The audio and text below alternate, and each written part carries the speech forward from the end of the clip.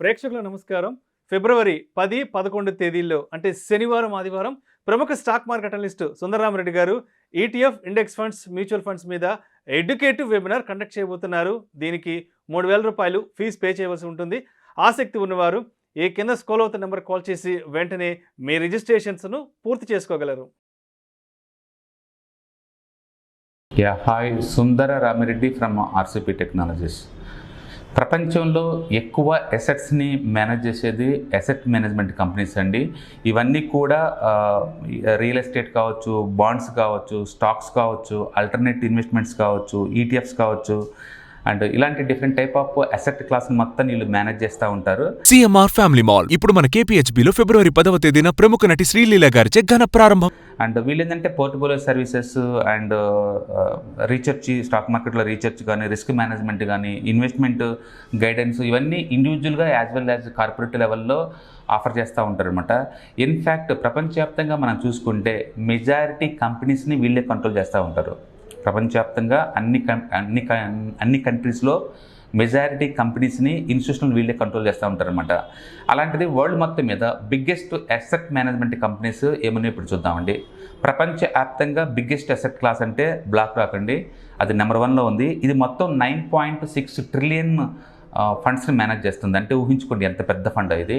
రీసెంట్గా రిలయన్స్ వాళ్ళు stock market activities కోసం జియో ఫైనాన్స్ టైప్ అయింది ఈ కంపెనీతోనండి. World number 1 asset management company అనమాట. ఇలాంటి వాళ్ళు ఇండియాకి రావటం వల్ల కొత్త ఈటీఎఫ్స్, ఇండెక్స్ ఫండ్స్ అంటే లో కాస్ట్ ప్యాసివ్ ప్రొడక్ట్స్ని ఎక్కువ లాంచ్ చేసే ఛాన్స్ ఎక్కువ ఉంది. కాబట్టి ఇండియాలో ముందు రోజుల్లో మనం కొన్ని వందల కొత్త ఈటీఎఫ్స్, ఇండెక్స్ ఫండ్స్, మ్యూచువల్ ఫండ్స్ని డిఫరెంట్ కాంబినేషన్తో మనం చూడొచ్చు. Like debt plus equity plus real estate, ఇట్లా డిఫరెంట్ కాంబినేషన్. అంటే వేరే international mutual funds, ETFs, index funds కూడా వీళ్ళు లాంచ్ చేస్తారన్నమాట. ఎందుకంటే వరల్డ్ వైడ్గా ఇది one of the biggest asset management company. Just imagine 9.6 trillion మనీని వీళ్ళు మేనేజ్ చేస్తున్నారు. తర్వాత second biggest asset management company అండి వ్యాన్గార్డ్ వాళ్ళు. ఇది చాలా popular. And third one Fidelity, and fourth one UBS అనమాట. వీళ్ళు 4 ట్రిలియన్ మెయింటైన్ చేస్తున్నారు. తర్వాత స్టేట్ కార్పొరేషన్ అండి, వీళ్ళు 4 ట్రిలియన్ మనీని మేనేజ్ చేస్తున్నారు. అండ్ మోర్గన్ స్టాన్లే వీళ్ళు 3.3 ట్రిలియన్ మనీని మేనేజ్ చేస్తున్నారు. జేపీ మార్గన్ వీళ్ళు 2.9 ట్రిలియన్ ఎకానమీ మనీని మేనేజ్ చేస్తున్నారు. తర్వాత క్రెడిట్ అండి, అండ్ వీళ్ళు ఆల్మోస్ట్ 2 ట్రిలియన్ది. అండ్ ఏలియన్స్, ఇండియాలో అయితే వీళ్ళు ఇన్సూరెన్స్ కంపెనీకి టైప్స్ ఉన్నాయి కాబట్టి ఏలియన్స్ బజాజ్లతోటి చాలా పాపులర్ అయింది ఇండియాలో. ఇది 2.7 ట్రిలియన్ మనీ మేనేజ్ చేస్తుంది. తర్వాత క్యాపిటల్ గ్రూప్ అండి, ఇది 2.7 ట్రిలియన్ మేనేజ్ చేస్తుంది.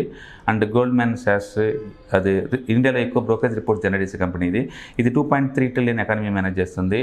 అండ్ బిఎన్వై మెల్లన్ అండి, ఇది 2.2.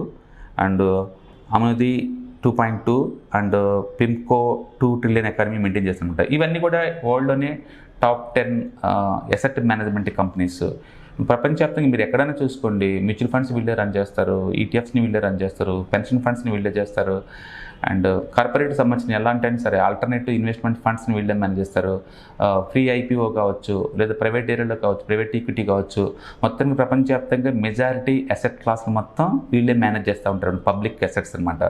అండ్ న్యాచురల్గా వీళ్ళ ఇన్ఫ్లుయెన్స్ ఎక్కువ ఉంటుంది. వీళ్ళు ఎక్కడైతే ఇన్వెస్ట్ చేస్తున్నారో అక్కడ స్టాక్స్ చాలా ఎక్కువ మూవ్ అవుతాయి అనమాట. సో వరల్డ్ వైడ్గా స్టాక్ మార్కెట్లో ట్రెండ్స్ క్రియేట్ చేసేదే వీళ్ళండి.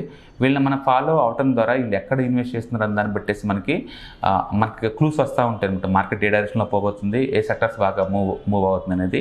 అండ్ ఇన్ఫ్యాక్ట్ అమెరికాలో 70% కార్పొరేట్ సెక్టర్స్ మొత్తం కూడా ఈ వ్యాన్గార్డ్ అండ్ బ్లాక్ రాక్ చేతుల్లో ఉంటుంది అంటే మనకి నమ్మశక్యం కాదు కానీ, బట్ మెజారిటీ పవర్ వీళ్ళ దగ్గరే ఉంటుందండి.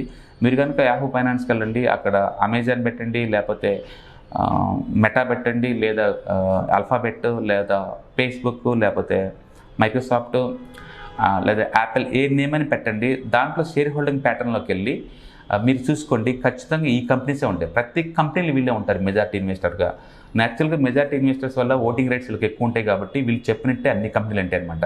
అందుకని ప్రతి కంపెనీ కూడా ప్రపంచంలో వీళ్ళు చెప్పినట్టే వింటే, వీళ్ళు చెప్పినట్టే ఫాలో అవుతూ ఉంటాయి. అందుకని ఇన్సైడ్ ఇన్ఫర్మేషన్ వీళ్ళకి ఫ్రీగా ఫ్లో అవుతూ ఉంటుందండి. కాబట్టి మార్కెట్ ట్రెండ్స్ వీళ్ళు డిసైడ్ చేస్తారు. వీళ్ళు ఫాలో అవటం ద్వారా మనం దాన్ని క్యాప్చర్ చేసుకోవచ్చు అనమాట. సో ఇవి ఈ 10 వరల్డ్లోనే బిగ్గెస్ట్ అసెట్ మేనేజ్మెంట్ కంపెనీస్. ఇప్పుడు జియో ఫినాన్స్ ఎందుకంత స్ట్రాంగ్గా మూవ్ అవుతుందంటే జియో ఫైనాన్స్లో ఉన్న డిఫరెంట్ వర్టికల్స్లో ఒక వర్టికల్లో స్టాక్ మార్కెట్ ఇన్వెస్ట్మెంట్స్ అండి. దానికి ఈ బ్లాక్ ర్యాప్ తోటి వరల్డ్ నెంబర్ 1 అసెట్ మేనేజ్మెంట్ కంపెనీతో టైప్ అయ్యారు కాబట్టి అది ఫ్యూచర్లో పెద్ద ఎత్తున స్టాక్ మార్కెట్ యాక్టివిటీస్ చేయబోతుందని చెప్పేసి మార్కెట్లో అవగాహన ఉంది కాబట్టి ఆ స్టాక్ని అంతగా కొంటున్నారు. Okay, thank you, all the best.